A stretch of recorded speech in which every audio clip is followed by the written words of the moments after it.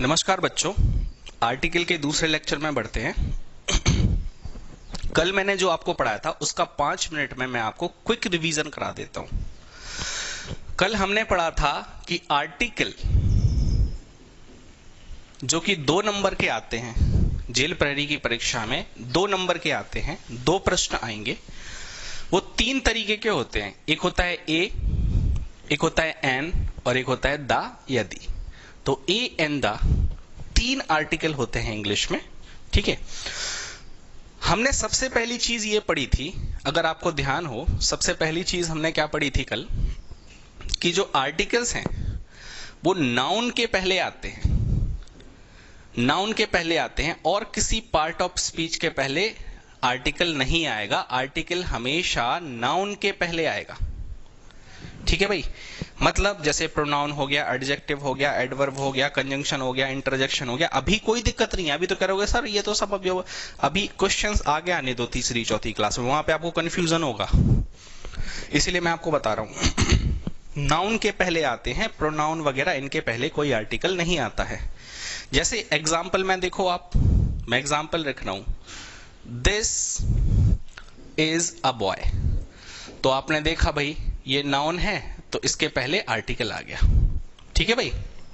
आगे आपको बहुत कठिन कठिन क्वेश्चंस कराए जाएंगे, आप देखते जाओ, मैं आपका बेस बना रहा हूं। और क्लास करने के बाद मेरी आपको जाहिर सी बात है जरूरत नहीं पड़ेगी पढ़ने की कि रोज सुबह 6 बजे उठ के पढ़ रहे हो, क्योंकि मैं सीधी प्रैक्टिस ही करा रहा हूं आपको। अगर किसी नाउन के पहले कोई एडजेक्टिव आ जाता है, कोई एडजेक्टिव आ जाता है, तो आर्टिकल हमें लेना पड़ेगा इस नाउन के लिए। तो हम उस आर्टिकल को कहां पे रखेंगे, एडजेक्टिव के बाद या फिर एडजेक्टिव के पहले। भले ही आर्टिकल हम नाउन के लिए यूज करते हैं और नाउन के पहले यूज करते हैं, बाद में कभी नहीं यूज करते, नाउन के पहले यूज करते हैं, लेकिन अगर एडजेक्टिव आ जाएगा तो आर्टिकल की पोजीशन हमेशा एडजेक्टिव के पहले होगी। ये बात याद रखनी है। इसके लिए भी मैंने बहुत अच्छा एग्जांपल दिया था आपको, this is a good boy. तो आप ध्यान रखना कि आर्टिकल इस ए के लिए आया है, समझ आ गई बात। बॉय के लिए आया, सॉरी ए के लिए नहीं, तो ये ए आर्टिकल इस बॉय के लिए आया है। गुड तो बीच में एडजेक्टिव है, तो हमें क्या पता चल गया, हमें पोजीशनिंग क्या पता चल गई, पोजीशन भाई हमें ये पता चल गई है कि सबसे पहले जो नाउन होगा, ठीक है, उसके साथ हम एडजेक्टिव को रखेंगे और एडजेक्टिव के पहले आर्टिकल। अब मैंने इसमें एक बहुत अच्छी चीज ये बताई थी कि एक एडजेक्टिव ना हो के कई सारे एडजेक्टिव हैं, कई सारे एडजेक्टिव हैं। जैसे आई सा,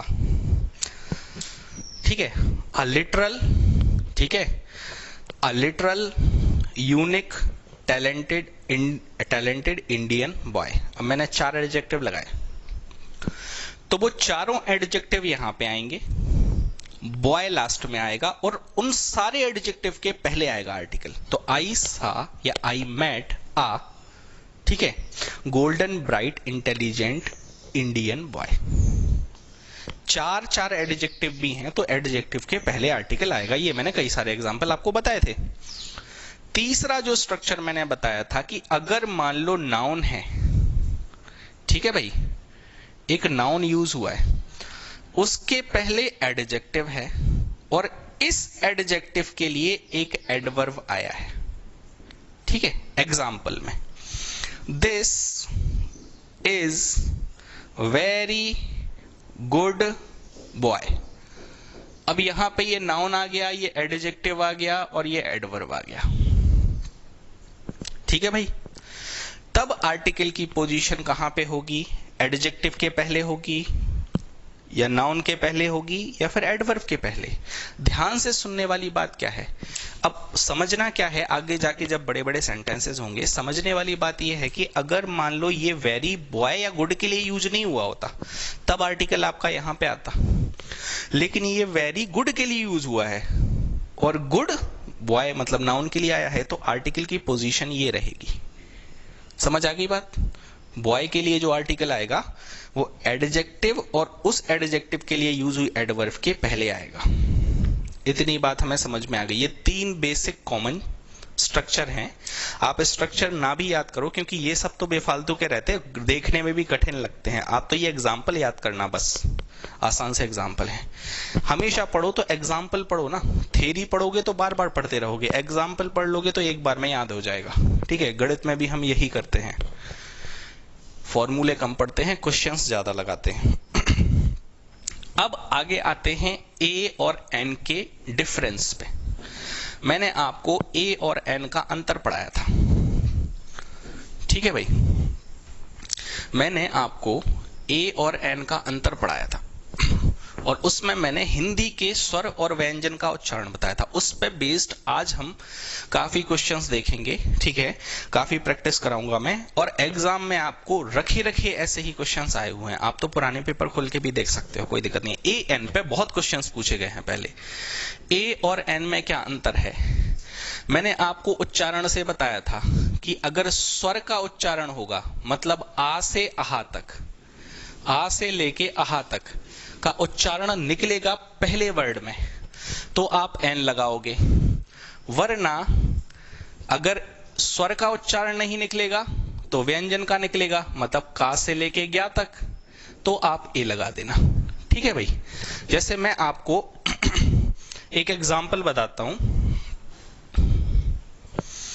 जैसे मैंने आपको एक वर्ड लिया था हॉर्स। अब हॉर्स में अगर आप देखो तो इसको कैसे पढ़ोगे, हॉर्स। यहां पे आप हॉर्स पढ़ोगे तो हा आ रहा है ना पहले, तो आप बताओ कि ए आएगा कि एन आएगा। ये मैंने एग्जांपल आपको बताया था।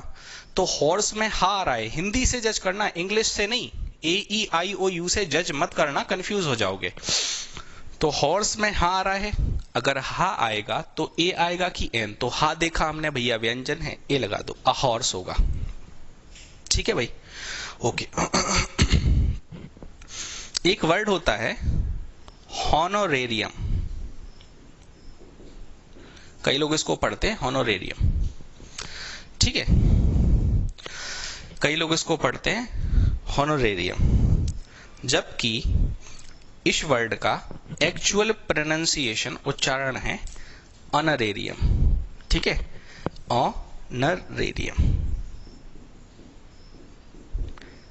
जैसे मैंने आपको कल बताया था ना हावर, कई लोग पढ़ते हैं हावर, लेकिन ये आवर होता है, मतलब आप अगर इसको पढ़ोगे तो आवर पढ़ोगे, आवर। ऐसे ही ऑनरेरियम होता है, ये हॉनरेरियम नहीं होता है। तो देखो ये भी एच से स्टार्ट है लेकिन हमने ए लगाया, ये भी एच से स्टार्ट है, तो शब्द को देख के नहीं उच्चारण देखना पड़ेगा। आपने कहा ऑनरेरियम, तो ऑनरेरियम का मतलब क्या होता है, आ से लेके आ तक। यहां पे ओ आ रहा है ना, आ ए आई ओ, तो ओ आने की वजह से यहां पे आप बताओ क्या लगाएंगे, ए लगाएंगे कि एन लगाएंगे, क्या आएगा, ए आएगा कि एन आएगा, एन आएगा। ठीक है, तो अब उच्चारण के लिए मैं आपको सिलेक्टेड वर्ड्स की प्रैक्टिस कराऊंगा, एग्जाम में वही वर्ड आने हैं, मेरी बात याद रखना। ठीक है, आप उच्चारण मत सीखना, जो मैं शब्द पढ़ा रहा हूं वही के वही ए एन पे क्वेश्चन आएगा तो मिलेंगे आपको, ये गारंटी है। ठीक है, एक भी वर्ड बाहर नहीं जाएगा, समझना। सिलेक्टेड वर्ड कंपटीशन में पूछे जाते हैं उन्हें आपको कोई इंग्लिश का महाज्ञाता नहीं बनाना है, उन्हें बस थोड़ी सी है कि अंग्रेजी की जानकारी होनी चाहिए, तो सिलेक्टेड वर्ड है। अब ऑनरेरियम का मतलब क्या होता है, अगर ये शब्द आ गया है तो वोकैबुलरी के हिसाब से ऑनरेरियम का वर्ड मतलब भी आप समझ लो। देखो भाई क्या होता है, कोई भी शब्द आप पढ़ रहे हो वोकैबुलरी में, बच्चा फेल क्यों होता है वोकैबुलरी में, वर्ड मीनिंग में, उसका एक सिंपल सा कारण है कि उसको एक्चुअल अर्थ नहीं समझ आता। मैं आपसे सिंपल सी बात कह रहा हूं, ये जो ऑनरेरियम है ना, इसको आप हिंदी में देख लो गूगल पे, आप नहीं समझ पाओगे कि वो बोलना क्या चाह रहा है। ठीक है, ऐसा नहीं होता कि किसी, अब कई बार क्या होते हैं, कई सारे वर्ड होते हैं, ठीक है, प्रतिलोपित करना, ठीक है, उत्मानित करना, मतलब कुछ भी ऐसे इतने कठिन कठिन अंग्रेजी के वर्ड में अर्थ लिखा रहता है, आपको उसका मतलब ही नहीं पता है और आप वोकैबुलरी याद कर रहे हो। इस शब्द का मतलब मैं आपको समझाता हूं। ऑनरेरियम का मतलब होता है पेमेंट। अब पेमेंट तो मजदूर को भी करते हैं, वही चीज है। वहां पे लिखा होगा किसी को पेमेंट करना, किसी को पैसा देना, तो उसके लिए भैया पेमेंट यूज करो ना वर्ड, ऑनरेरियम थोड़े ना यूज करोगे। ऑनरेरियम पेमेंट नहीं होता है, ये वो वाली पेमेंट होती है जो आदमी खुशी से किसी के प्रोफेशनल उसको देख के प्रोफेशनल काम को यूज करके देता है। जैसे मैं आपको एक एग्जांपल बताता हूं, सुनते जाना भाई। जब भी कोई आदमी कोई स्वेच्छा से काम कर रहा हो और आप उसको इनाम के तौर पे कि भाई, अब जैसे आपके यहाँ पे तो वो पैसा दो, तो वो जैसे मैं समझा आपके यहाँ पे शादी हुई, अब शादी में क्या है, गांव के 4 बालक आए, 4 बच्चे आए, उन्होंने बढ़िया मेहनत करी। गांव में नहीं होता एक दूसरे की शादी में मेहनत करते हैं, वो पैसे के लिए नहीं आए थे भाई, पड़ोसी हो गांव के हो इसीलिए वो शादी में खूब मेहनत कराई, 3-4 दिन मेहनत की, शादी बढ़िया से कराई। तो अब उनको पैसा देते क्या, नहीं देते, लेकिन 1-1, 2-2 जोड़ी कपड़े दे दिए। या कभी कभी क्या होता है, अरे 500-500 रुपए यार ऐसे ही खुशी से रख लो। जब कभी हम रिश्तेदार के यहाँ जाते हैं तो रिश्तेदार हमें पैसा देता है ना, और टीका करना ऑनरेरियम है वो। ऑनरेरियम का मतलब होता है किसी भी इंसान से खुश होके आप उसे कुछ पैसे दो, ठीक है, और मोस्ट प्रोबेबली उसके प्रोफेशन के आधार पे। अब कई बार क्या होता है, अब यहाँ पे नहीं छोटे शहरों में, लेकिन बड़े शहरों में क्या होगा, जैसे दिल्ली वगैरह मुंबई जाओगे तो आपको 2-4 मिलेंगे गिटार बजाते हुए शाम को समुद्र के किनारे। दिल्ली में कनॉट प्लेस पे कोई तबला बजा रहा होगा, म्यूजिक, तो लोग उनको शाम को देखने आते हैं। मतलब देखने नहीं आते, वहां से गुजर रहे होते हैं, देखने का मतलब वो गुजर रहे होते हैं, देखते हैं अच्छा गिटार बजा रहा है, सुन लेते हैं। तो अब जैसे उनको गाना अच्छा लगा तो अपना 20 रुपए निकाल के उसका एक डिब्बा रखा होगा, उसमें डाल देंगे। आपने फिल्मों में देखा होगा, ये ऑनरेरियम है। ऑनरेरियम का मतलब होता है किसी भी आदमी से काम करवाओ, लेकिन उस आदमी के पैसे लेने की इच्छा नहीं हो, वो तो आप अपनी इच्छा से दो किसी को, ठीक है। अब जैसे मान लो कि आपने कहा कि सर हमें थोड़ा सा पढ़ा दो, घर पे आके पढ़ा दो, मान लो, ठीक है। अब मैंने किसी बच्चे को जाके घर पे पढ़ाया 10, 12, 15 दिन, और मैंने ऐसे ही पढ़ाया, लेकिन आपने कहा सर खुशी से ये 300 रुपए रख लो हमसे। मैं पैसे नहीं ले रहा था, लेकिन आपने कहा कि नहीं नहीं सर हमारे यहाँ पे आए हैं इतने, तो 300 रुपए अपना पेट्रोल का दे दिए, वो ऑनरेरियम है। मजदूरी नहीं है, मजदूरी तो अलग हो गई। तो ऑनरेरियम का मतलब आपको समझ, अब आप भूलोगे नहीं। सबसे बड़ी चीज ये है, ऑनर का मतलब देखो सम्मान। ये ऑनर जो है ना, इसका मतलब होता है सम्मान, ठीक है। तो सम्मान में जो पैसा दिया जाता है, काम और मजदूरी का नहीं, जो सम्मान के लिए पैसा दिया जाता, तो आपको समझ में आ गया। अब आगे बढ़ते हैं।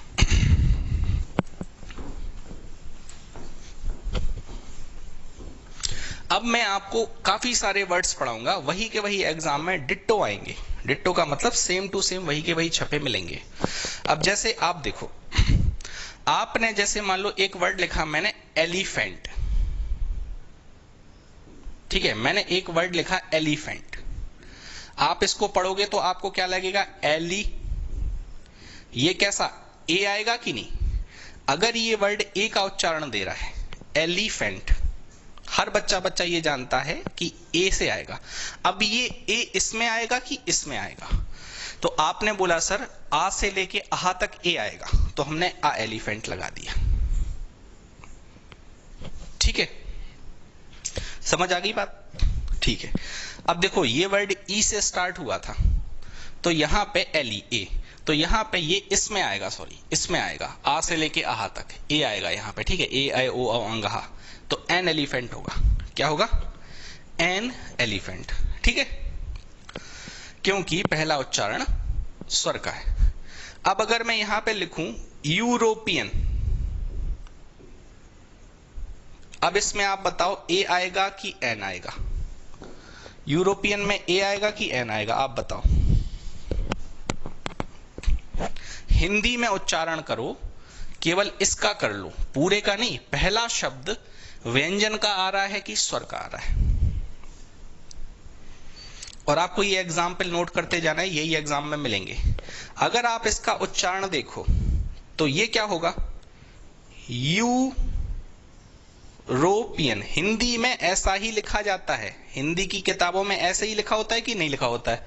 हिंदी की किताब में ई लगा होता है, कई लोग बोलते हैं यूरोपियन, अरे नहीं भैया यूरोपियन, इसमें ये लगा होता है या, ये वाला या, क्या वाला जो क्या में आता है। तो अब यूरोपियन में क्या लगा हुआ है, या। अब ये या इसमें आएगा ना कि इसमें आएगा, आप बताओ। ये आ से आहा तक नहीं आएगा, इसमें आएगा। तो यूरोपियन के आगे हमेशा ए आता है। सबसे बड़ी बात यही देखने की है। लोग क्या याद कर लेते हैं, ए ई आई ओ यू आ गया तो एन लगा दो। अब भैया उन्होंने देखा ई, एन लगा दिया, यहां सही हो गया, लेकिन यहां पे ई में क्या है, एन आएगा कि ए। तो हमें उच्चारण को ट्रैक करना होगा। जितने एग्जाम्पल मैं पढ़ा रहा हूं और शीट में जितने एग्जाम्पल मिलेंगे आपको, कल से शीट मिल जाएंगी, ठीक है, क्योंकि कल कुछ हो नहीं पाया था, आज से हमारा शुरू ही हुआ है टॉपिक। तो आपको सीट भी पूरी लगानी है और साथ में इन्हीं चीजों को पढ़ लो, इससे बाहर नहीं जाएगा। 2 नंबर के 2 नंबर आपके सीधे मिल जाएंगे आपको। अब और एग्जाम्पल बता देता हूं मैं इसी के आपको।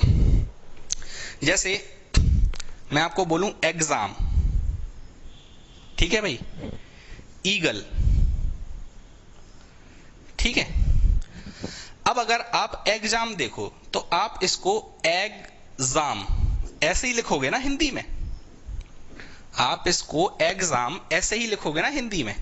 तो ए आ रहा है, अगर ए आ रहा है तो यहां पे आ से लेके आह तक है, तो एन एग्जाम या फिर एन एग्जामिनेशन। अगर आप इसकी बात करो, इसकी बात करो, तो ये देखना कई लोग कंफ्यूज होते हैं, इसको ऐसे पढ़ते हैं ईगल। ईगल ये एक पक्षी होता है, ईगल।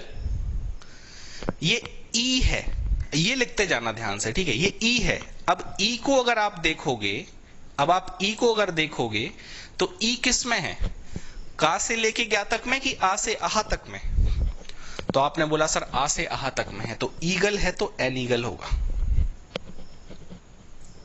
ठीक है भाई।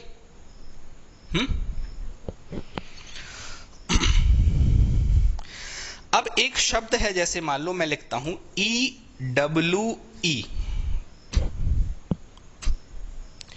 इसको क्या पढ़ेंगे, इसको ई डब्ल्यू ई को क्या पढ़ा जाएगा, इसके आगे ए आएगा कि एन। अब ये मत सोचना भैया, बस आराम से दिमाग लगा के कमेंट में लाइव चैट में आंसर दो मेरे को, ए आएगा कि एन। अब ये बिल्कुल मत दिमाग लगाना कि मैंने इस तरफ लिखा है तो ए हो जाएगा, ऐसा दिमाग मत लगाना, क्योंकि ऐसा नहीं, वो कोई अरेंजमेंट नहीं है, मैं तो ऐसे ही वर्ड लिख रहा हूं।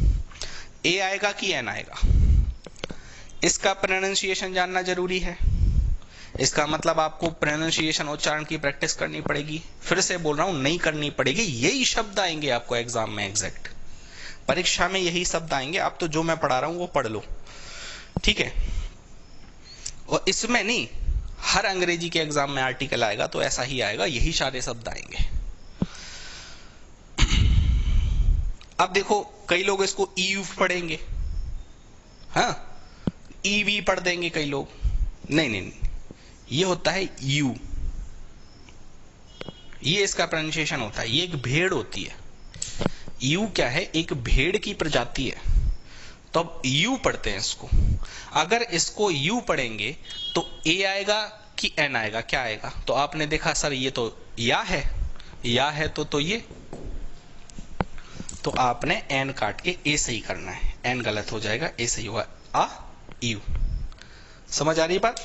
इनके मैं बहुत सारे प्रैक्टिस दे दूंगा पीडीएफ में, तो आपको याद रह जाएंगे, ये सारे वर्ड डालता चला जाऊंगा। आप तो केवल क्वेश्चंस करो, सुबह 6 बजे उठ के इसका दोबारा रट्टाफिकेशन ना करो, सीट लगाओ। सीट लगाओगे तो ध्यान रहेगा, अगर आप इनको ही सुबह नोट्स को पढ़ते रहे बार बार तो भूलते जाओगे, नोट्स नहीं याद होते, क्वेश्चन ज्यादा पढ़ने से याद होता है। अब हमारा देखो भाई, जो ई वाला है वो कंप्लीट हो गया लगभग, ठीक है। बाकी जो कुछ छोड़े हैं मैंने वो मैं आपको शीट में दूंगा, सारे नहीं, ठीक है, जिसमें आप भी कुछ दिमाग लगा पाओ। सीट में 10 के 10 सही हो जाएंगे आपके तो भी खराब लगेगा, एक आध दो तो गलत होने ही चाहिए, ठीक है भाई। हो गया हमारा यहाँ पे। अब आते हैं हम कुछ और वर्ड्स पे। जैसे मान लो एक वर्ड है अंकल, क्या बोलते हो इसको, ए आएगा कि एन आएगा, अंकल बोलते हो, क्या बोलते हो, अंकल। ये आ गया ना, आ आ ई से अंग आहा, आपको सीधा एन लगा देना है, कुछ सोचना थोड़े ना है, एन अंकल। हो गया ना भाई। अब अगर मैं यहां पे आपको एक वर्ड दूं, यूनिवर्सिटी,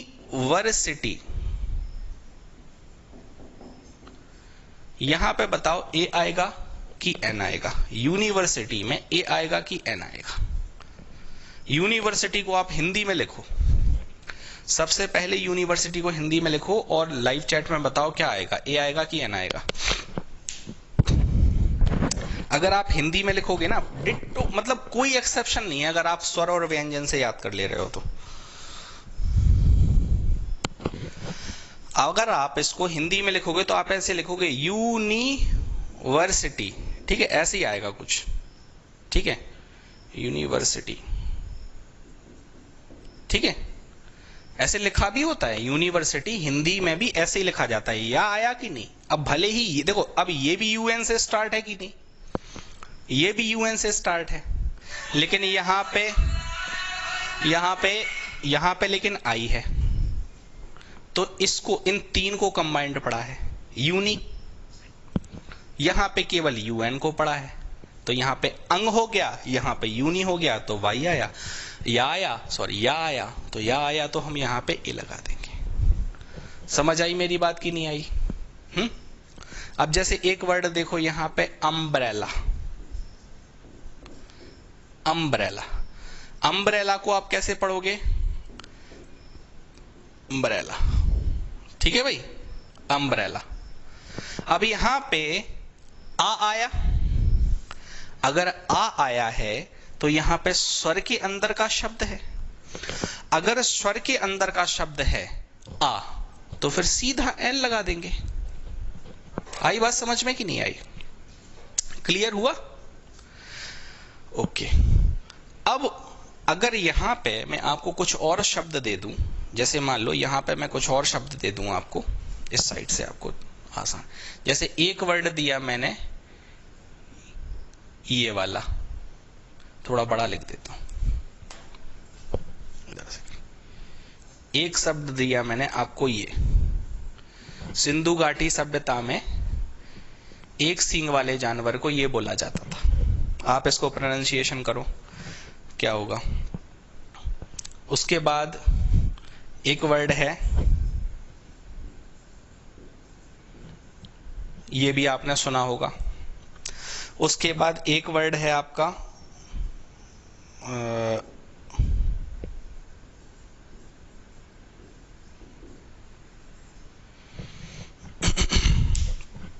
अब इनके उच्चारण बताओ क्या होंगे, और ये बताना कमेंट बॉक्स में इनके आगे क्या आएगा। फिर मैं यहां पे इनके उच्चारण लिख रहा हूं।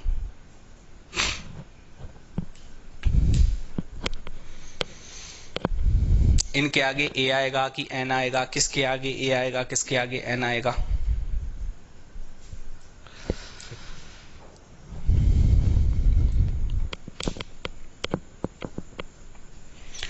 चलो भाई, बहुत सारे बच्चों का सही भी लग रहा है। अब देखो, अगर आप हिंदी में पढ़ोगे तो यहां पे इसको बोलेंगे यूनिकॉर्न। यूनिकॉर्न क्या होता है? एक सींग वाला भेड़, जो सिंधु घाटी सभ्यता में था। ये इतिहास में क्वेश्चंस आते हैं, ठीक है, प्रश्न आता है, इंडस वैली सिविलाइजेशन सिंधु घाटी सभ्यता से। तो यूनिकॉर्न, वाई आ गया, या सॉरी वाई नहीं, या आ गया, आपने कहा सर ये। यूनियन, यूनियन, यूनियन नहीं होती, उन्होंने कहा रेलवे की यूनियन है, मजदूरों की यूनियन है, दुकानदारों की यूनियन है, ट्रेड यूनियन है। तो यूनियन माने संगठन। तो संगठन के लिए फिर से ये या आया, हमने ए लगा दिया। इसको क्या पढ़ेंगे? ये यूटिलिटी, यूटिलिटी, यूटिलिटी। अब यूटिलिटी माने क्या होता है वो समझ लो, ठीक है, जिससे आपको ये पता चल जाएगा कि वोकैब्युलरी कैसे पढ़नी है, ठीक है, और आपको वोकैब्युलरी आएगी। साफ साफ लिखा हुआ है सिलेबस में, synonym, antonyms, idiom phrases, idioms and phrases, साफ साफ लिखा हुआ है।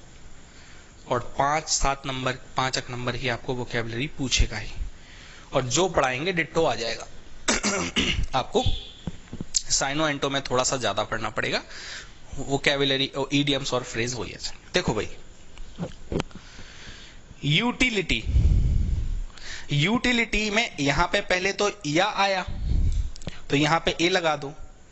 अब वोकैबुलरी के आधार पे इसका अर्थ समझ लो। फिर से मैं बोल रहा हूं, आप गूगल कर लो, आप यूटिलिटी का मतलब देख लो, आप वैसे नहीं समझ पाओगे जैसे आपको एग्जाम के पर्सपेक्टिव से, मतलब एग्जाम को ध्यान रख के समझना चाहिए। यूटिलिटी मीन्स क्या होता है?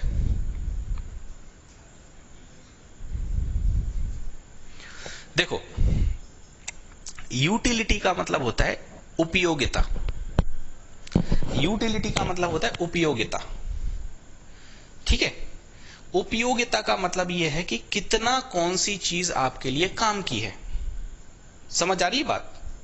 देखो ध्यान से, जैसे मान लो कि मैंने आपको, आपके घर में 4 किताबें अंग्रेजी की पड़ी हुई हैं, उसमें 3 किताबें तो आपकी नॉर्मल ग्रामर वगैरह की पड़ी हुई हैं, जो ग्रामर वगैरह पुरानी दे रखी है, 10 की पड़ी हुई है, 11 की पड़ी हुई है। लेकिन एक आपने कंपटीशन की खरीद रखी थी। कोई भी किताब, हर किताब में एक जैसा है।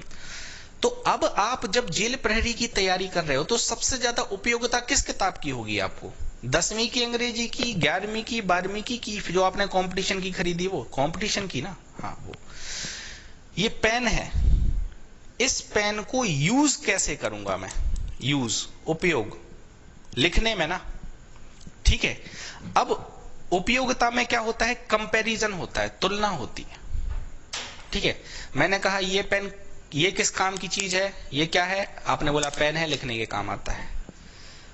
फिर मैंने ये बोला ये चीज क्या है? आपने बोला सर पेन है, लिखने के काम आता है, मार्कर है। मार्कर एक्चुअली, हाँ। मैं बोलूं दोनों की यूटिलिटी क्या है? आप कहोगे टू राइट, लिखना बोर्ड पे लेक्चर लेने के लिए। अब मैं बोलूं कि इन दोनों में ज्यादा यूटिलिटी किसकी है, तो ज्यादा यूटिलिटी का मतलब अच्छा वाला मार्कर कौन सा है? ये वाला अच्छा मार्कर है तो इसकी यूटिलिटी ज्यादा हो जाएगी। समझ गए? तो उपयोगिता माने जो आप कोई चीज खरीद रहे हो, ठीक है, समझ रहे हो, उसकी उपयोगिता क्या होती है। तो कई सारे लोग क्या करते हैं, बड़ी बड़ी महंगी कारें खरीद लेते हैं, सुबह रोज धोएंगे, शाम को बढ़िया मोहल्ले वालों को शान से, कभी कभी अगरबत्ती भी लगा देते कार के आगे धुल धुल के, लेकिन वो चलाते उस कार को बहुत कम है, तो उसकी यूटिलिटी कम है। कई लोग क्या करते हैं कि उन्होंने 800 लिया, दिन भर घूम रहे हैं 800 से।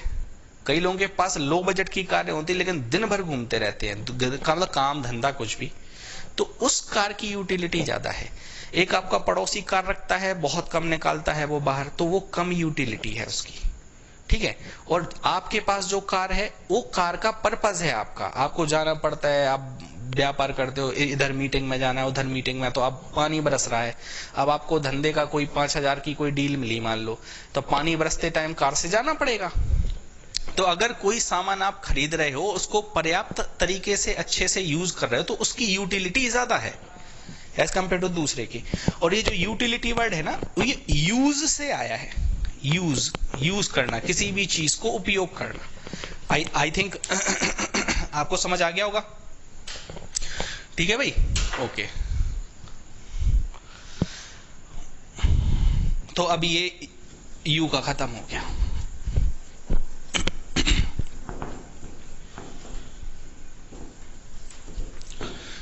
उसके बाद अब आते हैं हम नेक्स्ट पे। अब जैसे मान लो कि कुछ वर्ड्स मैं आपको दे रहा हूं, उनको बोलते हैं हम एब्रीविएशन। एब्रीविएशन, एब्रीविएशन का मतलब शॉर्ट फॉर्म। जैसे मैं आपको बोलूं प्राइम मिनिस्टर, प्राइम मिनिस्टर, ठीक है भाई। मिनिस्टर का मतलब क्या होता है? मंत्री। और प्राइम का मतलब मुख्य। अब आप ये नहीं कहना मुख्यमंत्री, मुख्य का मतलब यहां पे प्रधान, यहां पे मुख्य का मतलब है मेन। जितने भी मंत्री होते हैं उनमें जो मेन मंत्री होता है उसे प्राइम मिनिस्टर बोलते हैं। और आपने कभी सोचा है, हाँ, आपने कभी सोचा है, मेरे को ईमानदारी से बताना, आपने कभी ये बात सोची है ईमानदारी से कि ये प्राइम का मतलब क्या होता है? तो इंग्लिश में ऐसा ही होता है। नहीं, आपको हम जनरलाइज आइडिया दे देंगे 2 से ढाई महीने में कि आप आपको बहुत कुछ आ जाएगा जो आप कभी नहीं भूलोगे जिंदगी में। बेटा प्राइम का मतलब होता है मुख्य। जैसे मान लो कि आप जेल प्रहरी की तैयारी कर रहे हो, तो वैसे तो आप और परीक्षाओं की तैयारी कर रहे थे, लेकिन अब जेल प्रहरी की वैकेंसी आ गई है, तो आपका प्राइम एग्जामिनेशन कौन सा है मुख्य परीक्षा कौन सी है जिसकी आप तैयारी कर रहे हो? तो आप कहोगे मतलब कि जो मेरा प्राइम कॉम्पिटिटिव एग्जाम है वो है जेल प्रहरी। जैसे बोलते हैं कि आपका मुख्य लक्ष्य क्या है, मेन लक्ष्य क्या है, तो आप कहोगे सर अभी तो जेल प्रहरी की नौकरी निकल रही तो हम निकाल लेंगे, लेकिन जब भी एमपीएसआई का फॉर्म आएगा तो हम एमपीएसआई में अपना वो कर देंगे। तो आपका जो प्राइम जो सोच है फिर वो एमपीएसआई हो जाएगी। अभी तो आप टेम्परेरी जेल प्रहरी निकलो। प्राइम का मतलब होता है मुख्य। शादियों में क्या होता है, शादियों में हर शादी में गांव में हो, अपने अपने गांव क्षेत्र में, ठीक है, जैसे मैं भी गांव का हूं, तो वहां पे क्या एक आध आदमी जरूर आता है शादी में जो आराम से तखत पे बैठेगा, कहीं कुर्सी उर्सी डाल के, 6-7 लोग घेरे रहेंगे, अरे शुक्ला जी आ गए, अरे मिश्रा जी आ गए, अरे राजपूत जी आ गए, यादव जी आ गए, ठीक है।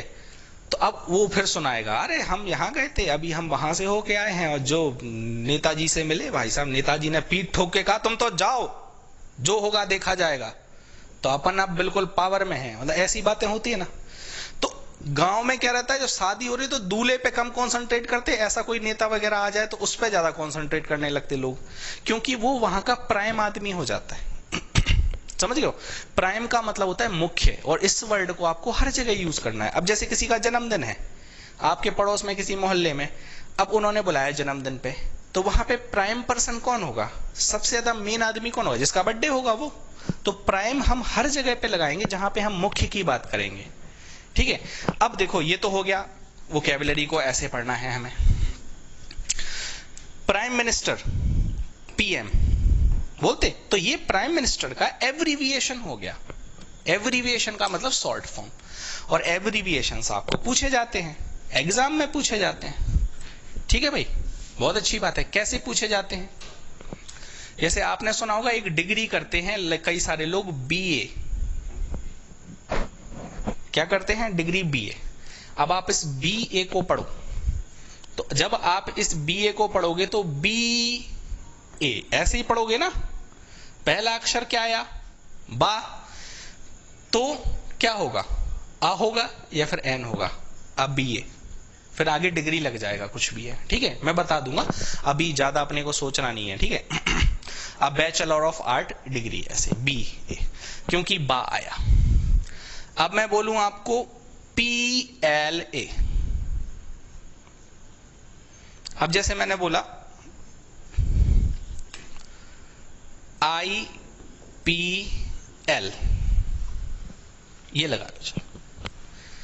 अब इसमें आपने देखा I फिर P फिर L, अब ये सब तो होता रहेगा, पहला अक्षर क्या है, आ है ना, तो आपको यहां पे N लगाना पड़ेगा।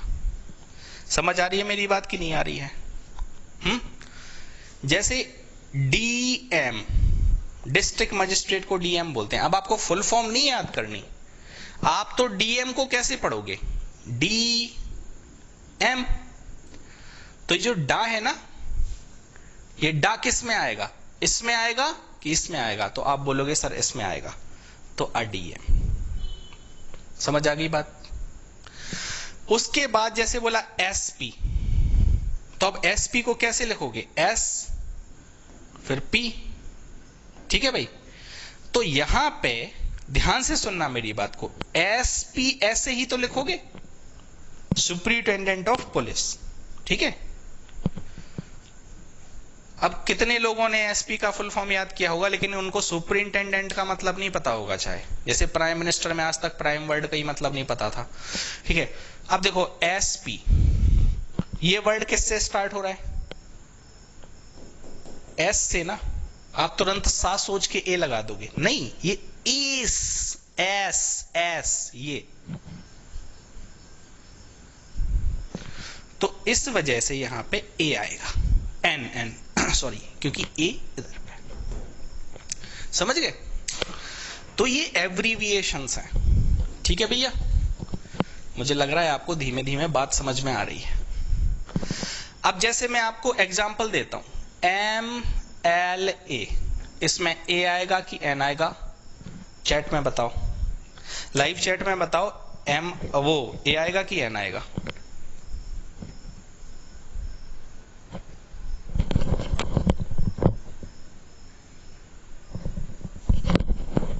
लाइव चैट में बताओ, A आएगा कि N आएगा?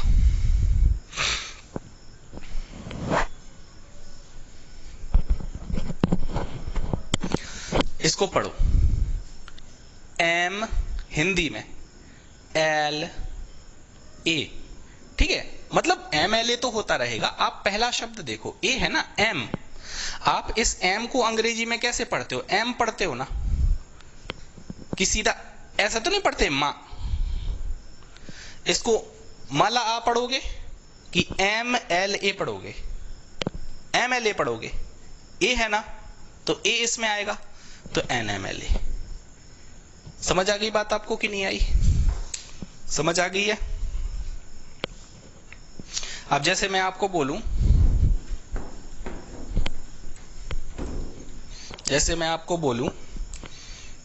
LLB,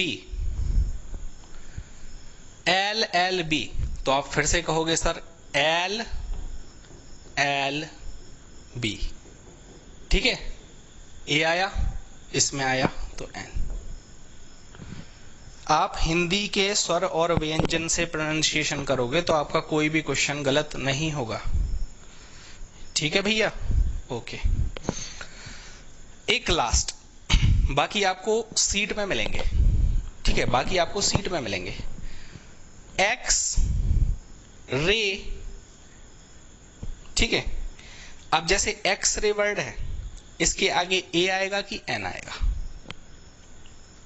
A आएगा कि N आएगा? लाइव चैट में बताना, A आएगा कि N आएगा? आपने प्रोनाउंसिएशन देखा, आपने उच्चारण देखा, तो आपने कहा एक्स रे, आपने कहा A, लो भैया A। और जो मैं पढ़ा रहा हूं ना, वही एग्जाम्पल आने, मेरी बात को ध्यान से समझना, जो मैं पढ़ा रहा हूं वही एग्जाम में आएंगे, आपको अलग से कुछ नहीं आएगा, ठीक है? यही MLA MP फेवरेट है उनका, ठीक है, DM SP, इससे ज्यादा नहीं जाते वो। तो आपको मेरी बात समझ आ गई। अब एक लास्ट चीज और बता देता हूं जिसमें ये चीज कंप्लीट हो जाएगी 5 मिनट में। एक लास्ट चीज और बता देता हूं जिसमें ये चीज कंप्लीट हो जाएगी। क्या है भाई लास्ट चीज? लास्ट चीज ये है कि मैं आपको कुछ एग्जांपल्स दे रहा हूं, कुछ क्वेश्चंस लिख रहा हूं, आप उनको लगाना, ठीक है? ही इज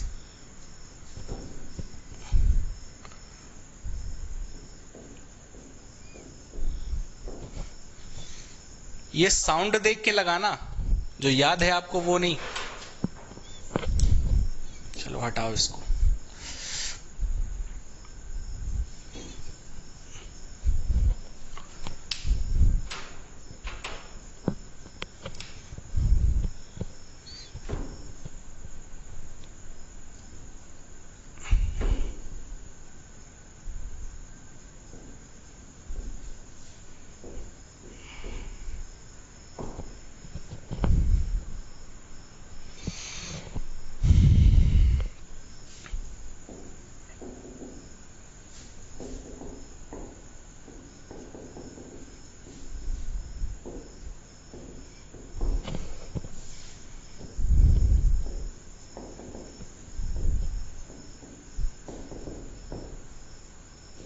साउंड देख के लगाना।